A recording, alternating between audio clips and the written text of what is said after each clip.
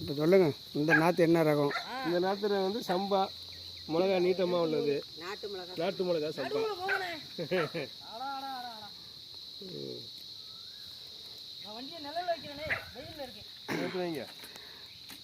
வணக்கம் உறவுகளே, இவர் தான் இந்த பண்ணைக்கு சொந்தக்காரரு. இப்போ இவர் வந்து என்ன போட்டிருக்கிறாருன்னா, நாட்டு மிளகா விதை நாற்று.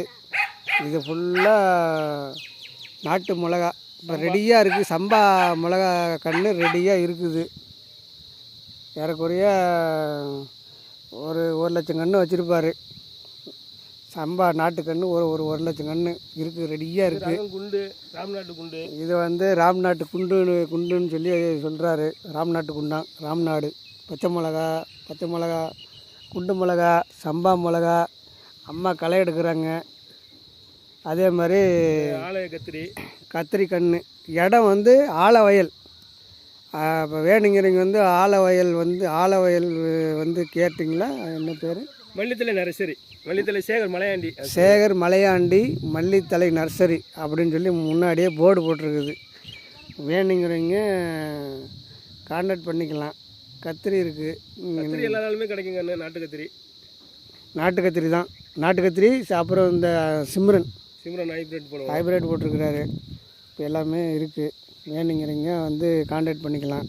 இவருடைய கான்டாக்ட் நம்பரு நான் லிங்கில் தரேன், அதை கான்டாக்ட் பண்ணிக்கோங்க. இப்போ நான் வந்தேன், எனக்கு கொஞ்சம் கன்று வேணும்னு சொல்லி வந்தேன். வந்து பார்த்துட்டு இப்போ ஒரு வீடியோ எடுத்து போடுவோம் அப்படின்னு சொல்லி வீடியோ எடுத்து போட்டிருக்கிறேன். இப்போ எனக்கு என்னென்னா கத்திரிக்கன்று வாங்க வந்தேன்.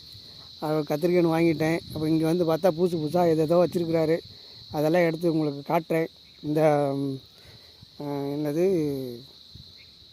உருளைக்கிழங்கு கொடி உருளைன்னு சொல்லி ஒன்று கொடுத்துருக்குறாங்க. அதை கொண்டு போய் நான் போட்டு பார்ப்போம் எப்படி இருக்குங்க. அதை நான் பதிக்கக்குள்ளே உங்களுக்கு வீடியோ எடுத்து தரேன். கான்டாக்ட் பண்ணிக்கோங்க. நன்றி, வணக்கம்.